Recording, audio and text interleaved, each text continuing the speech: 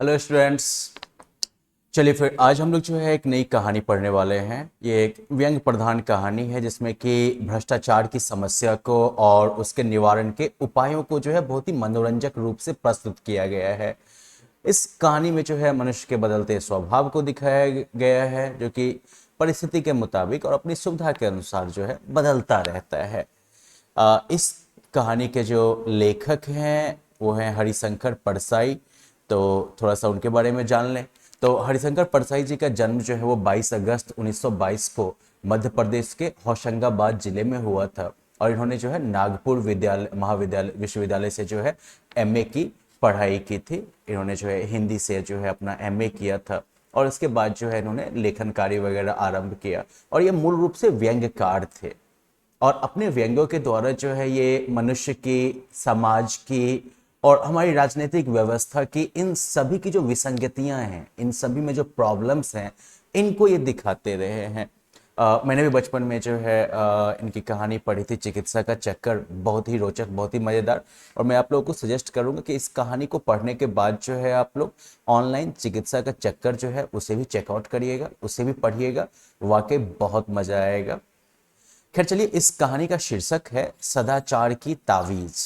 तावीज नहीं, लोग वो बाह में बांध लेते हैं एकदम से भूत प्रेत वगैरह से रक्षा करने के लिए, उल्टे दोषों से बचाने के लिए। तो चलिए, खैर ये सदाचार की तावीज है। और इस कहानी के माध्यम से जो है लेखक जो है कहीं ना कहीं ये दिखाना चाहते हैं कि किस तरह से जितने भी सामाजिक या राजनीतिक व्यवस्थाओं में सुधार की बात होती है तो उसको जो है हम लोग एक टोकन की तरह बना देते हैं। मतलब कि बदलाव जो है वो वास्तविकता में जो है कहीं नहीं आता है, हमारे व्यवहार में नहीं झलकता है, हमारे आचरण में नहीं झलकता है। बस उसको जो है हम एक टोटम बना के जो है टांग देते हैं, केवल बस हो गया भैया। तो खैर चलिए, एक राज्य में हल्ला मचा कि भ्रष्टाचार बहुत फैल गया है। तो भाई देखते हैं ना, अभी भी जब करप्शन की बात होती है तो जोर शोर से उठाया जाता है मुद्दा, है कि नहीं।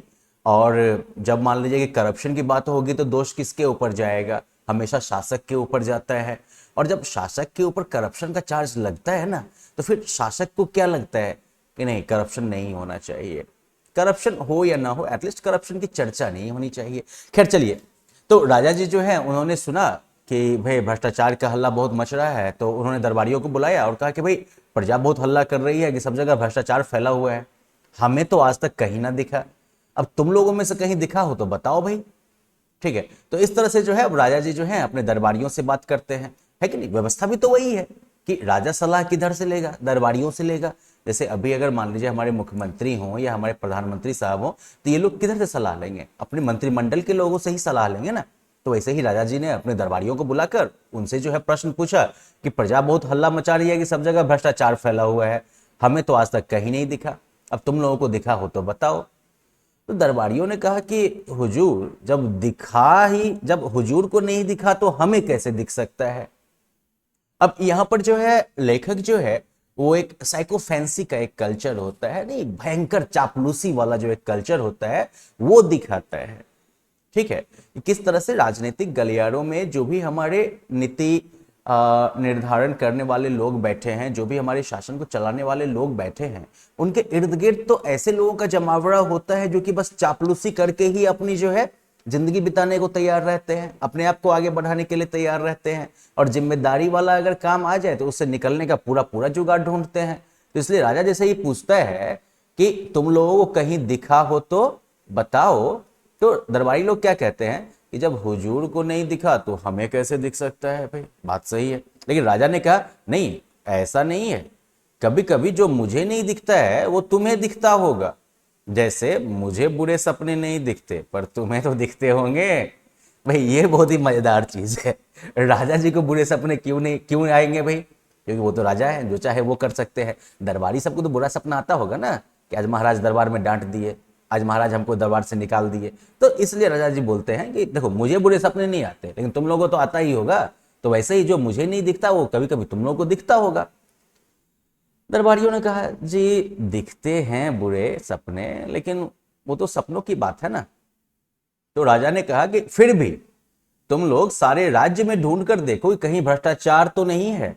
अगर कहीं मिल जाए तो हमारे देखने के लिए नमूना लेते आना, हम भी तो देखें कि यह कैसा होता है। अब भाई ये तो जिम्मेदारी वाली बात हो गई ना, दरबारी को जो है महल से निकल के और जनता के बीच में घूमना पड़ेगा। हम्म। और भाई जो दरबार में रहने के शौक आदि हो चुके हैं, वो जनता के बीच में कैसे घूमने जाएंगे, है कि नहीं। हमारे यहाँ भी देखते हैं ना, जनप्रतिनिधि लोग जो है बस इलेक्शन के अलावा कभी जो है जनता के बीच में घूमने थोड़े आते हैं। तो खैर चलिए, वैसे ही दरबारियों लोगों को भी तो नहीं जाने का रास्ता ढूंढना था। तो एक दरबारी ने फटाक से बड़ा सही जवाब दिया, हुजूर वह हमें नहीं दिखेगा। पहले ही बोल दिया कि अरे नहीं नहीं, हमको नहीं दिखने वाला है वो। सुना है वह बहुत बारीक होता है, भ्रष्टाचार जो है बहुत ही बारीक होता है, बहुत छोटा होता है। और हमारी आंखें आपकी विराटता देखने की इतनी आदी हो गई हैं कि हमें बारीक चीजें दिखती ही नहीं है। भाई बात तो सही है ना। भाई मंत्री, हमें जो मंत्री लोग होते हैं वो अगर प्रधानमंत्री या चीफ मिनिस्टर महोदय जैसे बड़ी शख्सियतों को ही दिन भर देखते रहेंगे तो उन्हें छोटी छोटी जनता की तकलीफें कैसे पता चलेंगी। हाँ, और भ्रष्टाचार जो कि जनता को जो है ऐसे ऐसे करके जो है चिकोटी काटता रहता है या कभी कभी गला काट देता है, वो दिखना भी तो मुश्किल होगा उनके लिए। तो इसलिए वो दरबारी जो है रियलिटी बोल देता है कि देखिए वो हमें नहीं दिखेगा। सुना है कि वो बहुत बारीक होता है और हमारी आंखें तो भाई आपके विराट स्वरूप को देखने की आदी हो गई हैं, तो हमें तो दिखेंगे ही नहीं छोटी चीजें, है ना। और दूसरी बात यह कि हमें अगर भ्रष्टाचार दिखा भी तो उसमें हमें आपकी ही छवि दिखेगी, क्योंकि हमारी आंखों में तो आपकी ही सूरत बसी है। तो मतलब कुल मिला के जो है दरबारी लोग जो है फुल एकदम से जो है फुल टू चापलूसी के मोड में आ गए हैं कि महाराज को इतना चढ़ा दो कि वो जो है मान लें कि नहीं, उनके प्रेमवश ही जो है हम इस काम के लिए जो है बेकार है। तब समझे कि नहीं, वो सीधा ये नहीं बोलेंगे कि गुरु जी हम बेकार हैं, वो बोलेंगे कि महाराज आपके प्रेम के वश में, आपके प्रति समर्पण की वजह से हम बेकार हैं, हमको दोष मत दीजिए। खैर चलिए, लेकिन वो रास्ता बताते हैं। पर अपने राज्य में एक जाति रहती है जिसे विशेषज्ञ कहते हैं। इस जाति के पास कुछ ऐसा अंजन, वो काजल वाजल टाइप का बाम होता है, ठीक है ना, होता है, उसे आंखों में आंज कर वो बारीक चीज भी देख लेते हैं। अब यहाँ पर जो है लेखक जो है थोड़ा सा अतिशयोक्ति का यूज कर रहा है, थोड़ा बड़ा चढ़ा के बोल रहा है कि नहीं, कि वो विशेषज्ञ जो जाती है उसके पास जो है एक ठो वो रहता है आंख में लगाने वाला जो है कुछ, जिसको आंख में लगाकर जो है वो बारीक से बारीक चीज भी देख लेते हैं। तो मेरा निवेदन है कि इन विशेषज्ञों को ही जो है हुजूर भ्रष्टाचार ढूंढने के काम सौंप दे। जैसे सरकार नहीं होता है, कमेटी बना देती है, नहीं वो कमेटी जो है साल 2 साल 4 साल के बाद अपना रिपोर्ट देती है, अगले 10 साल में वो उस पर जो है एक्शन लेते हैं, पता चलता है कि प्रॉब्लम का तब तक में जो है पूरा का पूरा रूप ही बदल चुका है। तो ठीक वैसे ही ये लोग भी जो है कमेटी बनाने की बात कर देते हैं कि विशेषज्ञ जाति के जो लोग हैं उनको बुलाइए, क्योंकि ये लोग बारीक से बारीक चीज भी देख लेते हैं और इनको ही भ्रष्टाचार ढूंढने के काम पर लगा देंगे। तो भाई चलिए, राजा जी ने मंत्रियों की बात मान ली, दरबारियों की बात मान ली, उन्होंने विशेषज्ञ जाति के 5 आदमी बुलाए। यहाँ पर देखिए विशेषज्ञ को बार बार जो है ये कोट अनकोट मार्क के अंदर रखा गया है।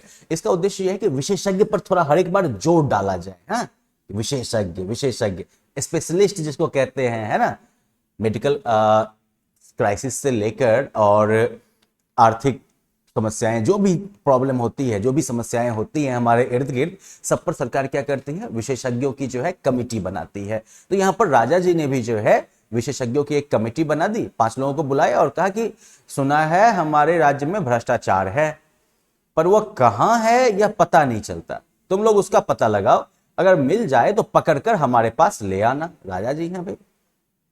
विशेषज्ञों ने उस दिन से छानबीन शुरू कर दी। 2 महीने बाद वो पुनः दरबार में हाजिर हुए। राजा ने पूछा, विशेषज्ञों तुम्हारी जांच पूरी हो गई? जी सरकार। क्या तुम्हें भ्रष्टाचार मिला? जी बहुत सा मिला। राजा ने हाथ बढ़ाया, लाओ मुझे दिखाओ, देखो कैसा होता है। विशेषज्ञ बोला, वो स्थूल नहीं सूक्ष्म है, अगोचर है, पर वह सर्वत्र व्याप्त है, उसे देखा नहीं जा सकता, अनुभव किया जा सकता है। और ये गुण जो है वो तो भगवान में भी पाए जाते हैं। तो इसलिए राजा बेचारा सोच में पड़ गया। स्थूल मतलब जो कि देखा नहीं जा सकता, ऐसे आप छू नहीं सकते हैं, जो कि मटेरियल भौतिक रूप में नहीं है, सूक्ष्म है वो, ठीक है। तो राजा जो है वो विशेषज्ञ की बात सुन के जो है सोच में पड़ गए। बोले कि विशेषज्ञों तुम कहते हो कि वो सूक्ष्म है, अगोचर है और सर्वव्यापी है, तो ये गुण तो ईश्वर के हैं, तो क्या भ्रष्टाचार ईश्वर है?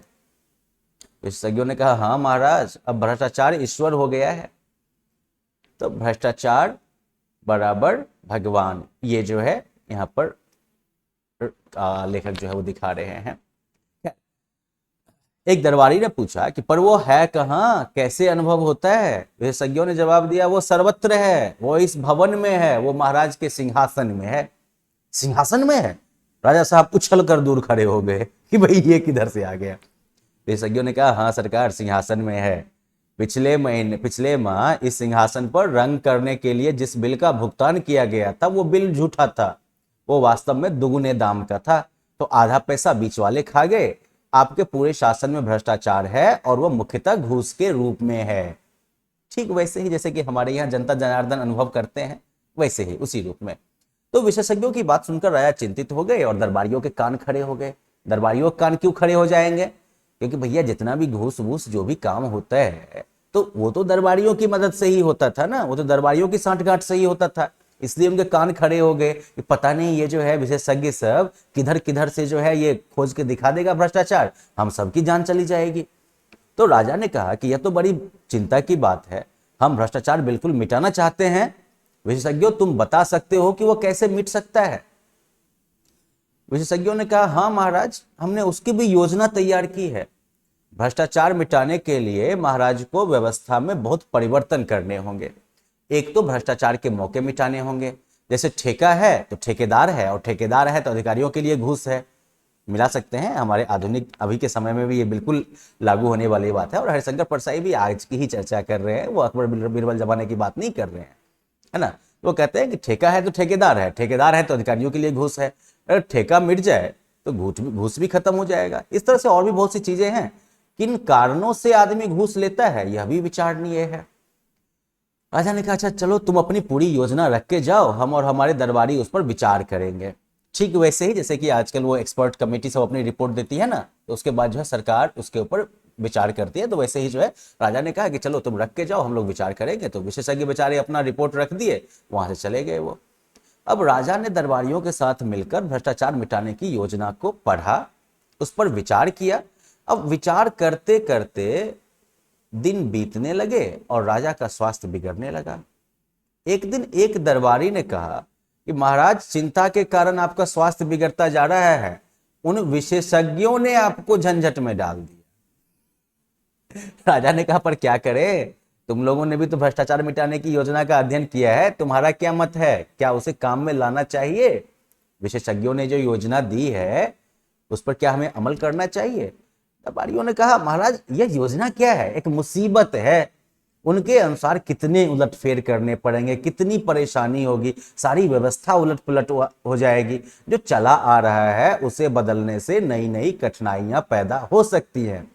हमें तो कोई ऐसी तरकीब चाहिए जिससे बिना कुछ उलटफेर किए भ्रष्टाचार मिट जाए।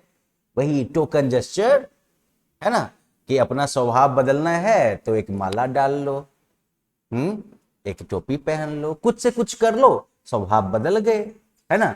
जनता के लिए आप हैं ये दिखाना हो तो एक जो है खद्दर डाल लो, आप जनता के लिए हो गए। तो ठीक वैसे ही जो है सरकारी सुधार जो होते हैं वो उसी तरीके से अक्सर हो जाते हैं। क्यों? क्योंकि अगर आपको वाकई किसी समस्या को खत्म करना है, खास करके भ्रष्टाचार जैसी समस्या को खत्म करना है जो कि हर एक आदमी के अंदर प्रवेश कर चुका है, तो उसके लिए तो वाकई आपको जो है आमूलचूल परिवर्तन करना पड़ेगा।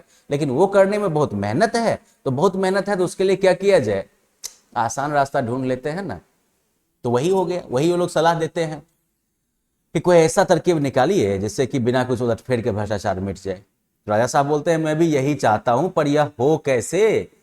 हमारे प्रपितामह को तो जादू आता था, हमें तो वह भी नहीं आता, तुम लोग ही कोई उपाय खोजो। प्रपितामह मतलब हो गए परदादा, तो परदादा साहब को तो जादू वादू भी आता था, जादू का छड़ी घुमाते भ्रष्टाचार खत्म, हमारे पास तो वो भी नहीं है, तो तुम ही लोग कोई रास्ता बताओ। तो एक दिन दरबारियों ने राजा के सामने एक साधु को पेश किया और बोला महाराज एक कंदरा में तपस्या करते हुए इन महान साधक को हम ले आए हैं। इन्होंने सदाचार का ताबीज बनाया है, वह मंत्रों से सिद्ध है और उसके बांधने से आदमी एकदम सदाचारी हो जाता है। साधु ने अपने झोले में से ताबीज निकालकर राजा को दिया। राजा ने उसे देखा और बोले हे साधु, इस ताबीज के विषय में मुझे विस्तार से बताओ, इससे आदमी सदाचारी कैसे हो जाता है? साधु ने समझाया महाराज, भ्रष्टाचार और सदाचार मनुष्य की आत्मा में होता है, बाहर से नहीं आता। विधाता जब मनुष्य को बनाता है तब किसी की आत्मा में ईमानदारी की कल फिट कर देता है, किसी की आत्मा में बेईमानी की।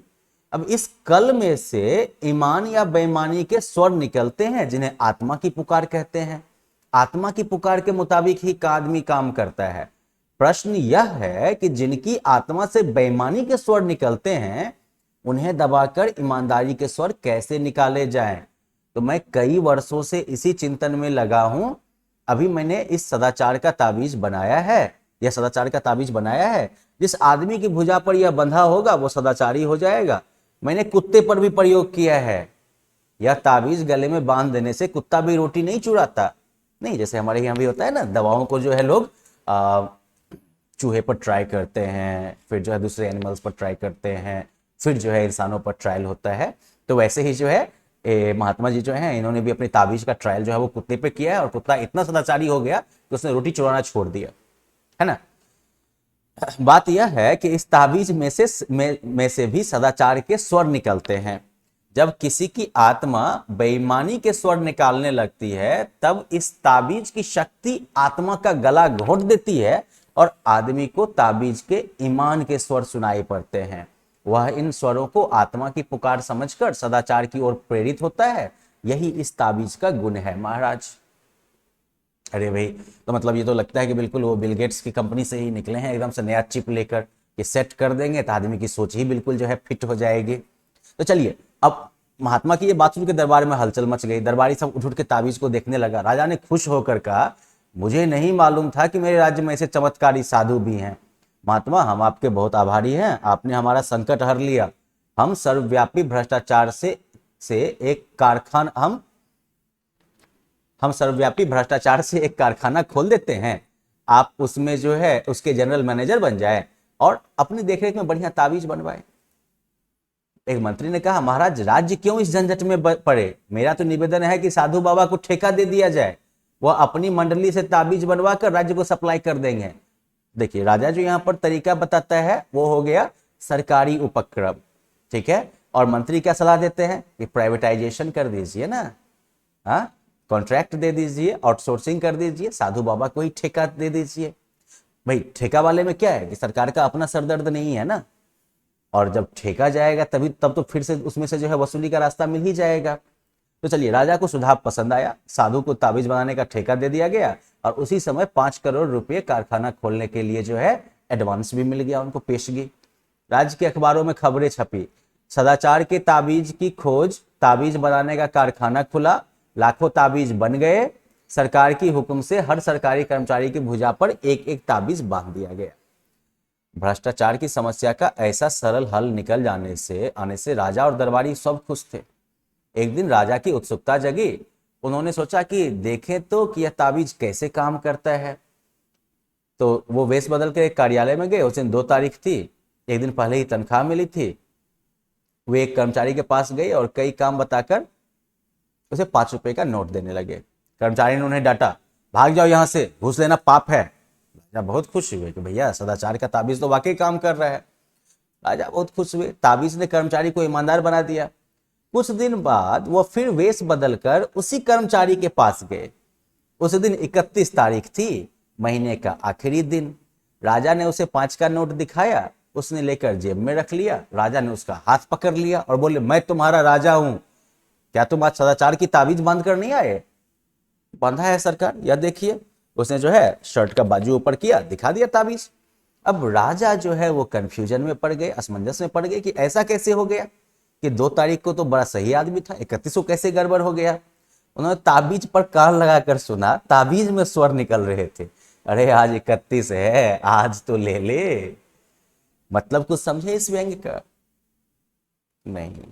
देखिए, ये जो है अंतिम जो ये पंक्ति है, अरे आज 31 है, आज तो ले ले, ये जो है इस व्यंग की जो है कह सकते हैं कि पराकाष्ठा है। आई मीन इससे पहले और हम लोग जो है पहले ही देख चुके हैं किस तरह से जो है आमूलचूल परिवर्तन जो कि राजा के लिए, राज्य के लिए जो है परेशानी का सबब बन सकता है और जनता के लिए भी हो सकता है, उससे सब बचना चाहते हैं। ठीक है, और उसकी जगह पर जो है कोई जो है क्विक फिक्स जो है सॉल्यूशन जो है वो खोजा जाता है।